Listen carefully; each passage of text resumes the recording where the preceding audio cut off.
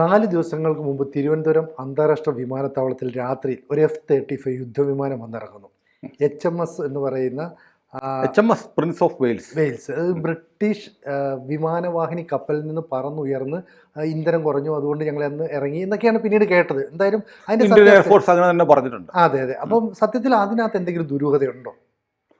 ദുരൂഹത ഉണ്ടോ എന്നുള്ളത് ഞാൻ പറഞ്ഞു വരുമ്പോഴത്തേക്ക് പ്രേക്ഷകർ തീരുമാനിക്കട്ടെ.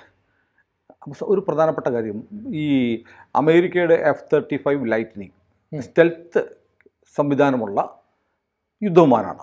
അത് അമേരിക്ക ഉപയോഗിക്കുന്നുണ്ട്. അമേരിക്കയുടെ സഖ്യകക്ഷികൾക്ക് കൊടുക്കുന്നുണ്ട്. ഇസ്രായേലിൻ്റെ കയ്യിലുണ്ട്, തുർക്കിയുടെ കയ്യിലുണ്ടെന്ന് തോന്നുന്നു, നാറ്റോ രാജ്യങ്ങളിൽ പലർക്കും ഉണ്ട്, UK തീർച്ചയായിട്ടും ഉണ്ട്. പക്ഷേ UK കയ്യിലുള്ള വിമാനങ്ങളെക്കുറിച്ച് നമ്മൾ പറയുമ്പോൾ ആദ്യം ഓർക്കേണ്ടത് UK കയ്യിലുള്ള F-35 എന്ന് പറഞ്ഞാൽ ഷോർട്ട് ടേക്ക് ഓഫ് ആൻഡ് ലാൻഡിങ്ങിന് വേണ്ടിയുള്ളതാണ്.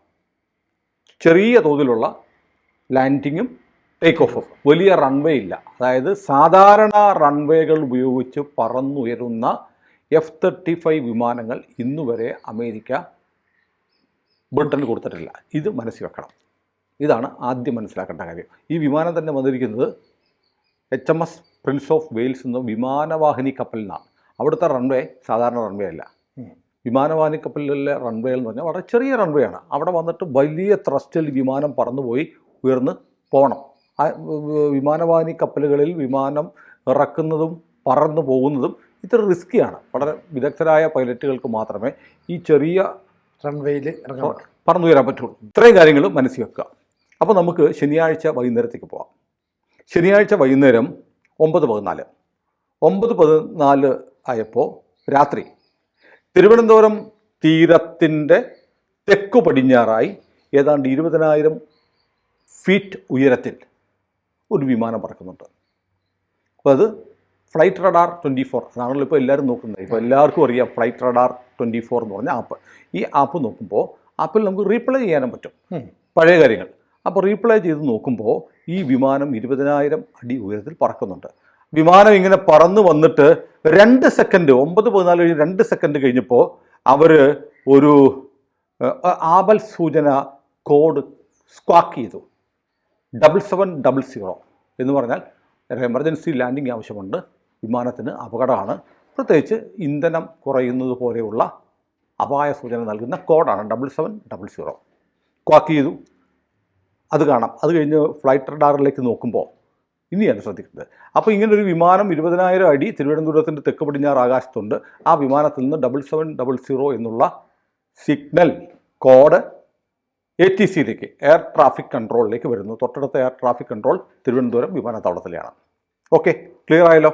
അത് കഴിഞ്ഞ് നമ്മൾ ഈ ഫ്ലൈറ്റ് റഡാർ 24ലേക്ക് ഡാറ്റ നോക്കുന്നു. ഡാറ്റ നോക്കുമ്പോൾ അത് ലോക്ഹീഡ് മാർട്ടിനാണ് F-35 വിമാനങ്ങൾ നിർമ്മിക്കുന്നത്. ലോക്ഹീഡ് മാർട്ടിൻ നിർമ്മിച്ച F-35 ആണ്. അതിൻ്റെ രജിസ്ട്രേഷൻ നമ്പർ 135067 13-5067.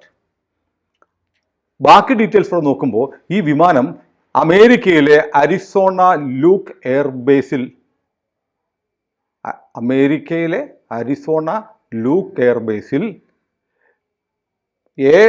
F-35 വിമാനങ്ങൾ ഉപയോഗിക്കുന്ന അമേരിക്കയുടെ സഖ്യരാജ്യങ്ങളിലെ പൈലറ്റുമാരെ പരിശീലിപ്പിക്കുന്ന വിമാനമാണ്. അതായത് ഇത് 56 ഫ്ലൈയിങ് വിങ്ങിലെ വിമാനമാണ്. അതായത് ഒന്നുകൂടെ പറയാം, അമേരിക്കയിലെ അരിസോണ ലൂക്ക് എയർബേസിലെ 56 ഫ്ലൈയിങ് വിങ്ങിലെ ട്രെയിനിങ് വിമാനമാണ് എന്നാണ് ഫ്ലൈറ്റ് റെക്കോർഡർ ഡാറ്റ കാണിക്കുന്നത്. ഓക്കെ, ക്ലിയർ ആയല്ലോ. അപ്പോൾ അത് കഴിഞ്ഞപ്പോഴത്തേക്ക് ഈ വിമാനത്തെക്കുറിച്ച് കുറച്ച് പേരും കൂടെ ഉണ്ട്. ഇത് 2013 അമേരിക്കൻ എയർഫോഴ്സ് ലോക്ഹീഡ് മാർട്ടിനോട് ഓർഡർ കൊടുത്ത് 2015 ലോക്ഹീഡ് മാർട്ടിൻ എല്ലാം നിർമ്മിച്ച് അമേരിക്ക കൈമാറിയ വിമാനമാണ്. അത് കഴിഞ്ഞിട്ട് പക്ഷെ 14-ാം തീയതി തിരുവനന്തപുരത്ത് ഇറങ്ങിയ വിമാനം ഏതാണ്? അന്ന് രാത്രി തന്നെ US-ൻ്റെ F-35 നിന്ന് വ്യത്യസ്തമായി ഈ പറഞ്ഞ ഡീറ്റെയിൽസ്, രജിസ്ട്രേഷൻ നമ്പറും ഡീറ്റെയിൽസും ഒന്നുമല്ലാത്ത short take off and landing facility മാത്രമുള്ള ബ്രിട്ടീഷ് വിമാനമാണ്. ക്ലിയർ ആയോ സംഭവം? അതായത് 14-ാം തീയതി ശനിയാഴ്ച രാത്രി 9:14 ഒരു വിമാനത്തിൽ നിന്ന് 20,000 അടി ഉയരത്തിൽ പറക്കുന്ന ഒരു വിമാനത്തിൽ നിന്ന് ആപൽ സൂചനയുള്ള കോഡ് സ്ക്വാക്ക് ചെയ്യുന്നു 7700. ATC പറയുന്നു ഓക്കെ നിങ്ങൾ അപ്പോൾ ATC മെസ്സേജ് കിട്ടി, അപായ മെസ്സേജ് കിട്ടി, നമ്മളൊപ്പം ഒരു യുദ്ധവിമാനമാണെന്ന് മനസ്സിലായി, നമ്മൾ ഡിഫൻസുമായിട്ട് ബന്ധപ്പെട്ടു. വളരെ പെട്ടെന്ന് തന്നെ അതൊന്നും ഫയലൊന്നും റെട്ടേപ്പൊന്നുമില്ല. ഒരു ബ്രിട്ടൻ്റെ യുദ്ധവിമാനം വരുന്നുണ്ട്, അവർക്ക് അടിയന്തരമായി ഫ്യൂവൽ തീർന്നു, ഉടനെ ഇറങ്ങാൻ പെർമിഷൻ വേണം, എയർപോർട്ടുകാർ മാത്രം തീരുമാനിച്ച പോരാ, ഉടനെ നമ്മുടെ ഇൻ്റലിജൻസുമായിട്ടുള്ള ബന്ധപ്പെടും, അവരും ക്ലിയർ ചെയ്തു. നമ്മുടെ ശത്രു രാജ്യമല്ലല്ലോ, അതുകൊണ്ട് അപ്പം തന്നെ ക്ലിയർ കൊടുത്തു. മിനിറ്റുകൾക്കുള്ളിൽ, നിമിഷങ്ങൾക്കുള്ളിൽ ഇത് കഴിഞ്ഞു, ഓക്കെ പറഞ്ഞു. അങ്ങനെ ആ കോഡ് സ്ക്വാക്ക് ചെയ്ത വിമാനം ഏതാണ്? അമേരിക്കൻ വിമാനമാണ്. അമേരിക്കയിലെ അരിസോണയിലെ ലൂക്ക് എയർബേസിലുള്ള 56 ഫ്ലൈയിങ് വിങ്ങിലെ പരിശീലന വിമാനമാണ് ആകാശത്ത് കണ്ടത് എന്ന് എയർ ഡാറ്റ പറയുന്നു, അല്ലേ? ക്ലിയർ ആണല്ലോ. പക്ഷേ ഇറങ്ങിയത് ബ്രിട്ടൻ്റെ വിമാനം. അതെങ്ങനെ സംഭവിക്കും?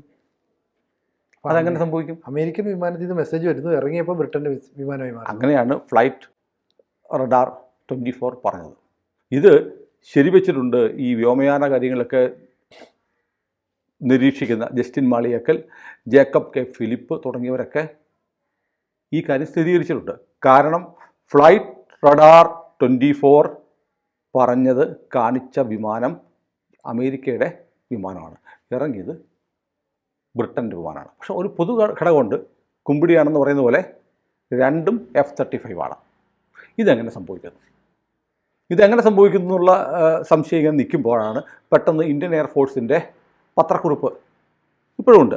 അതിനകത്ത് ചിത്രം കാണിക്കുന്നുണ്ട്. അവിടെ മഴ നനഞ്ഞ് അന്ന് തിരുവനന്തപുരം എയർപോർട്ടിൽ കിടന്ന വിമാനം ടാങ്കർ കൊണ്ടുവന്ന് ഏവിയേഷൻ ഫ്യൂൽ അടിക്കുന്നത് ഇത്രയൊക്കെ വന്നു. അത് ബ്രിട്ടീഷ് വിമാനം തന്നെയാണ്, ഉറപ്പാണ്. അപ്പോൾ ഇറങ്ങിയത് ബ്രിട്ടീഷ് വിമാനം, മെസ്സേജ് വന്നത് അമേരിക്കൻ വിമാനത്തിൽ നിന്ന്. ഇത് എങ്ങനെ സംഭവിക്കും എന്നാണ് ഒരു പ്രധാനപ്പെട്ട സംശയം. അങ്ങനെയാണെങ്കിൽ ബ്രിട്ടീഷ് വിമാനമാണ് ഇവിടെ ഇറങ്ങിയെങ്കിൽ 7700 എന്ന കോഡയച്ച 135067 രജിസ്ട്രേഷൻ നമ്പറുള്ള അമേരിക്കൻ വിമാനം എവിടെ പോയി? ദുരൂഹതയുണ്ടോ? ഇല്ലെന്ന് കടുത്ത ദുരൂഹതയുണ്ട്. F-35 പോലുള്ള യുദ്ധവിമാനത്തിൽ നിന്നാണ് അങ്ങനെ വരുന്നതെന്നും കൂടെ നമ്മൾ കൂട്ടി വായിക്കണം. അതൊരു ചെറിയ പ്രശ്നമാണ്.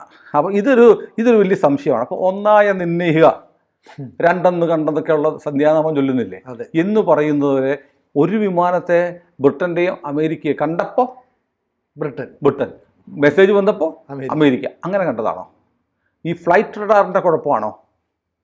അങ്ങനെ ഒരു സംശയമുണ്ട്. ഫ്ലൈറ്റ് റഡാർ ഈ പറഞ്ഞതുപോലെ തെറ്റായ മെസ്സേജുകളും തെറ്റായ ചിത്രങ്ങളും കൊടുത്തിട്ടുണ്ടോ? അങ്ങനെയൊരു സംശയമുണ്ട്. ഇപ്പോൾ എന്തൊക്കെയാണെങ്കിലും പിന്നെ വേറൊരു വിമാനം HMS പ്രിൻസ് ഓഫ് വെയിൽസിൽ നിന്നൊരു വിമാനം പറന്നു പോവാണ്. ആ വിമാനത്തിൻ്റെ പൈലറ്റിന് അറിയാമല്ലോ എത്ര ഫ്യൂവൽ ഉണ്ടെന്ന്. എത്ര കിലോമീറ്റർ പോയാലാണ്, എത്ര കിലോമീറ്റർ വരെ പറക്കാം, എത്ര കിലോമീറ്റർ വരെ പറക്കാൻ പാടുള്ളൂ, എന്നാലേ തിരിച്ചു വരാൻ പറ്റുള്ളൂ എന്ന് അറിയാം.